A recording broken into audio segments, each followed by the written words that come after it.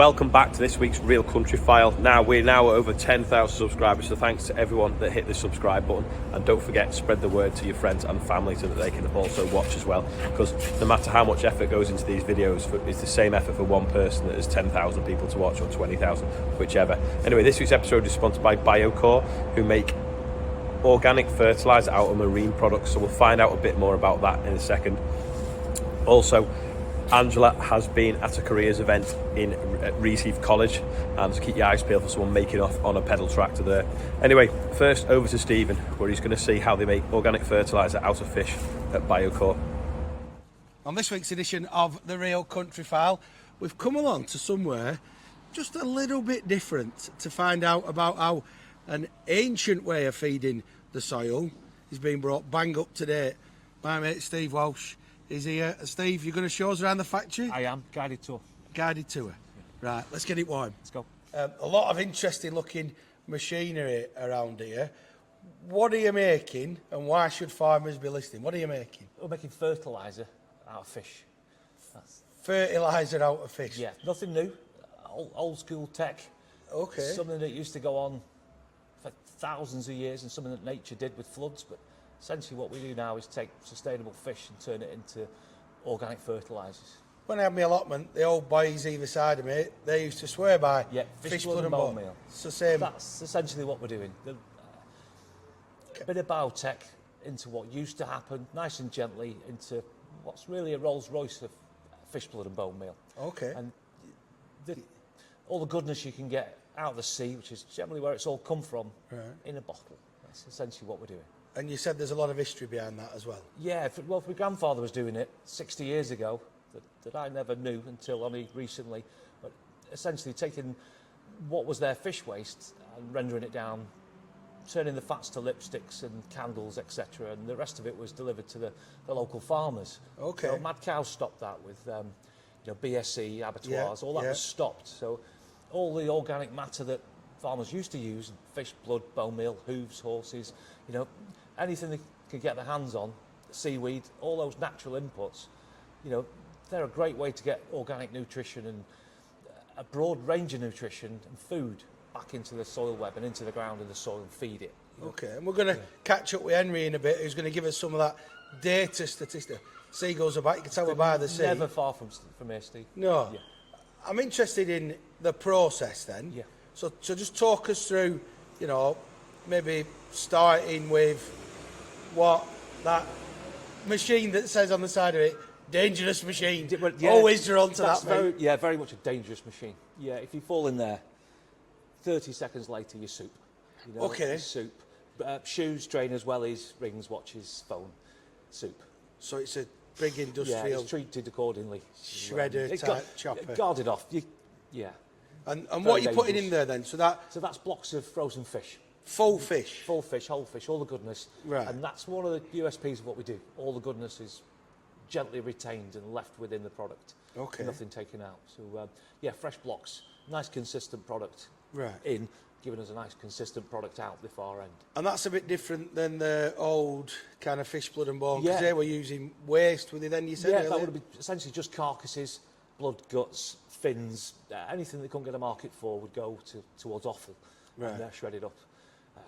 Dried out, treated pretty badly really, acids, pressure, heat, temperature, a lot of the goodness unavailable to the plant and the roots. So, it's within there and pelletised, pressured.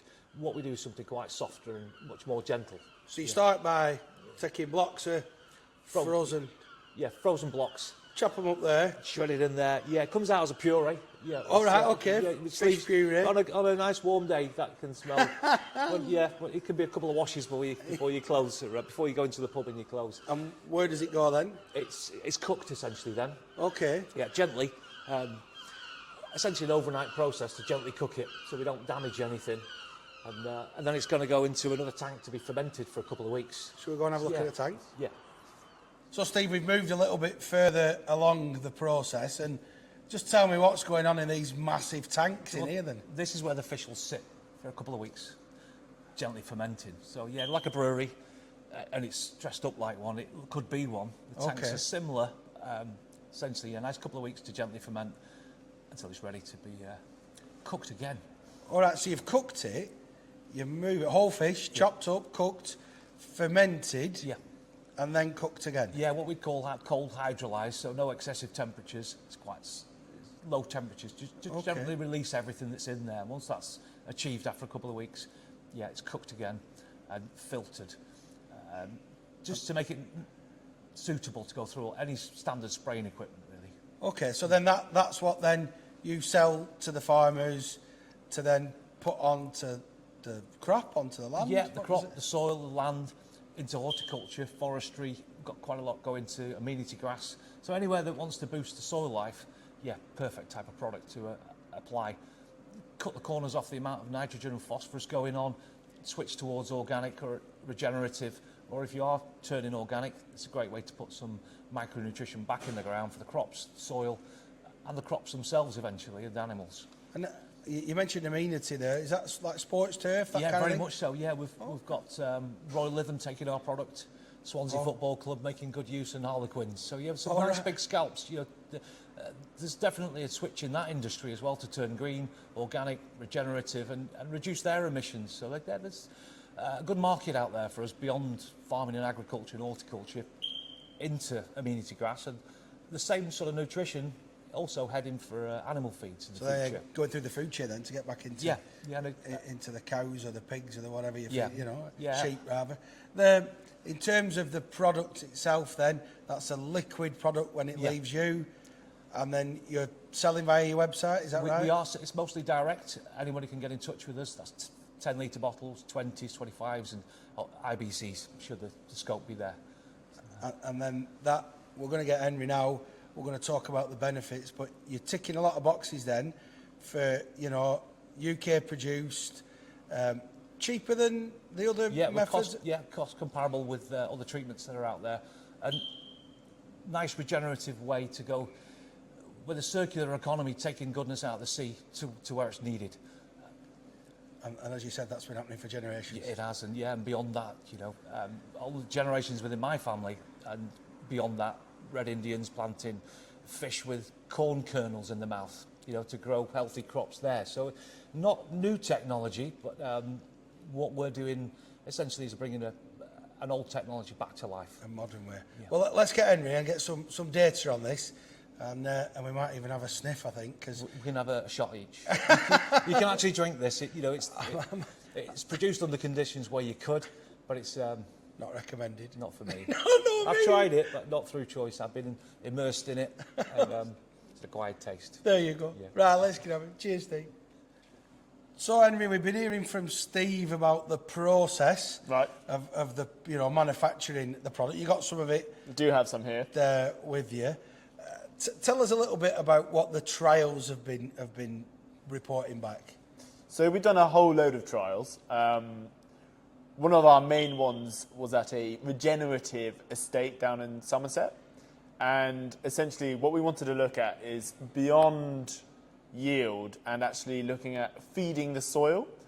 And what I've got here is a bottle of nutrition. You've already discussed what it is. And essentially the results we got back were quite staggering. So what we saw was fungi was up, microbial life was up, bacteria was up in the soil.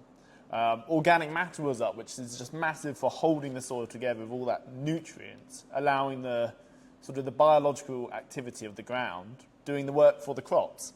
So it's not just about the nutrition in the product, it's about what it does to the biological life to help support what you're growing.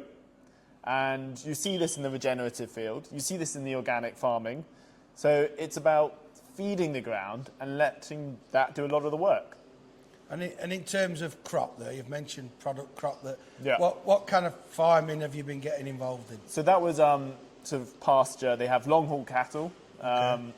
And one of the things we looked at was actually the forage and the grass which came off the ground. And the protein was 8.5% above that of the control. So again, that's with that whole holistic picture. If you have good soil, you're going to have a stronger crop. And when you think about that, all of that grass coming off that field, you're looking at healthier cows, much higher protein going into them. So it's about nutritional density, and that's one of the big buzzwords in the consumer sort of picture at the moment. So We've looked at other crops, including carrots. Yield was up on that. Also lower cavity spot diseases. Again, it's going back into if nature is there to support the crop, you're going to have less disease. And the nutritional values in that was also higher of the actual carrots itself, which will feed itself down the food chain, and essentially farmers will be producing a more resilient crop to drought with higher organic matter, healthier soils, but they're also providing that nutritional angle to the consumer. And that's what food production is about. So it's not very often on the Real Countryfile that I get to come to the beach, but this is a big part of your story and your company, isn't it, really? Yeah, Fleetwood and its fishing heritage. Well, essentially this is where everybody came in to sea, backwards and forth, feeding the country through the war, just like the farmers did. And a big industry on the back of the fishing was the fish waste itself, which used to go to fertilisers and animal feeds, etc. So going back in time, yeah, there's a lot of industry in feed and food come through this river. And your family in particular, this is your roots, isn't it? Yeah, four generations, and my father essentially was one of the last trawlermen in Fleetwood, so not a lot of fishing going on in Fleetwood now, but yeah, generations before him and his father and grandfather, all trawlermen or fish merchants or both. Yeah, there's a lot of heritage behind where we've got to today, to be bringing the fish meal and fertiliser industry from wastes back to, you know, high value products. And in terms of where the fish that you use come from then, so, you know, like you said, Fleetwood, rich history, but not many trawlers coming out of here now. No, they're all essentially long but gone. We've got a couple of small boats that work locally for pots for whelks and lobsters, but yeah, very little in the trawling industry comes back into Fleetwood. So where does your fish come from? We're North Atlantic, so yeah, nice sustainable stock, plentiful, continually increasing quotas for that as well. So we're not emptying the sea to be producing this, we're just taking what's plentiful to where it's worth most. And then helping agriculture out with very much so. You're feeding the farmers with something that's they can replenish the ground with. You know, that depletion, regenerative agriculture, it needs accelerating with something to replenish the ground, and that's what old school farming was about. Put something back. You can't continue to remove without putting something back in the ground and expect plentiful yields and healthy soils just with chemicals. It's not the way forward. A combination, probably the way to go. Regenerative and organic, great, but mass agriculture, yeah, there are now ways we can start to turn the corners off using too many chemicals. Well, I said to Henry, I can't wait to come back and see the data. Maybe we'll come back to Fleetwood Beach when the sun's out and it's a tad warmer. Is that a deal? Yeah, bring your bucket and spade, Steve. Top stuff. Thanks, Steve. Might even treat you to an ice cream. Cheers, pal. Maybe not today, though. Thanks for that, Stephen. Interesting stuff. Now, over to Rees Heath at the Careers event. Now, I couldn't make it this year, but I made it the year before, and it was really interesting. People just didn't understand the spectrum of jobs around agriculture. It's not just farming, it's everything else that goes along with it. So, over to Angela over there. So I'm here at Rees Heath College here tonight. We've got a room full of people, lots of chats going on. So I'm with Emily, that's from the Cheshire Young Farmers, that's organised tonight. So Emily, what's actually going on here? So tonight we're hosting a careers evening. We've got over 35 agricultural and non-agricultural businesses, all here with career opportunities for younger and also older members too. So what's the format of the evening then? So we've got a networking event now until about 7:30. Then we move on to, we've got 6 different speakers, all from a range of backgrounds. We've got a finish off by myself and Tom, and then we've got hot beef baps and refreshments to finish. So you can't go wrong with a hot beef baps, can you? So let's go and have a look round. Yes.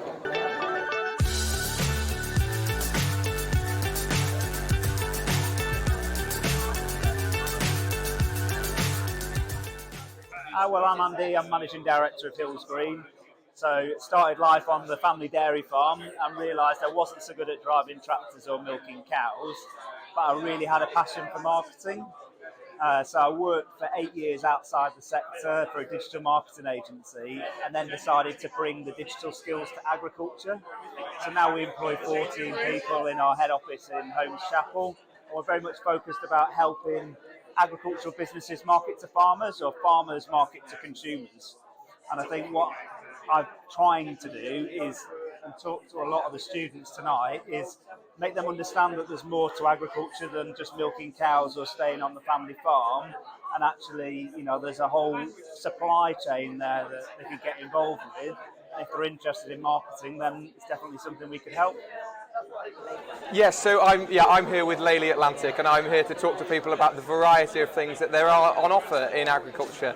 And there's so much pressure on young people to talk about where they're going and their future. But really, one thing I've learned is that everything will fall into place. I've just graduated from Harper, now I'm working for Laley, and I'm getting so much positive experience from all these different things I'm doing. So I'm here to talk about those few things and to talk about the positive opportunities there are in agriculture. So I've just come over to the Fisher German stand here, and look who I found, Olivia. Not only will people perhaps recognise her from the Ollie Blogs videos when she worked for Ollie in the summer and also did some milking on the farm in Cheshire as well, but also working as a surveyor. So Olivia, what is it that you're promoting here tonight?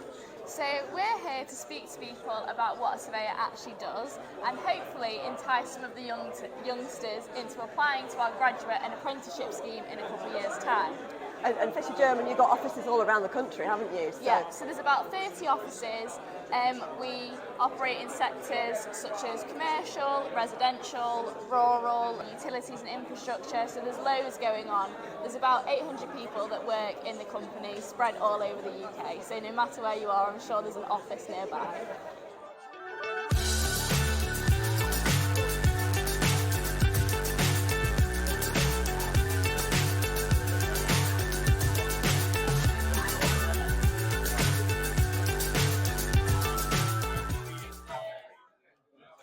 Well, I've certainly learned about lots of different jobs in agriculture here tonight, so hopefully some of the young people here attending will have a lot to think about when they go home. But one of the best bits of any event is the catering, so let's tuck into this burger. Farming is the best job in the world.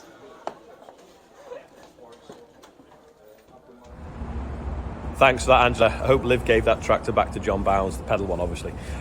Now, how did you get into farming? We'd love to know. Let us know in the comments what's your top tip for getting into agriculture.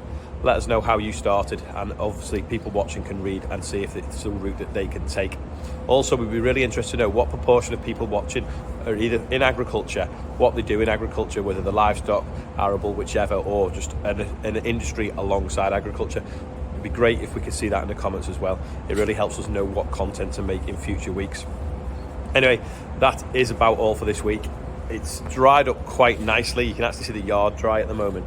Got a little bit of spraying to do, and then hopefully we can get on patching up some wheat that's been damaged by the bad weather over the winter. But we've got a 15 mil of rain forecast for Wednesday and 15 mil forecast for Thursday, so we might not be able to do that, but we'll keep our fingers crossed that the weathermen have got it wrong.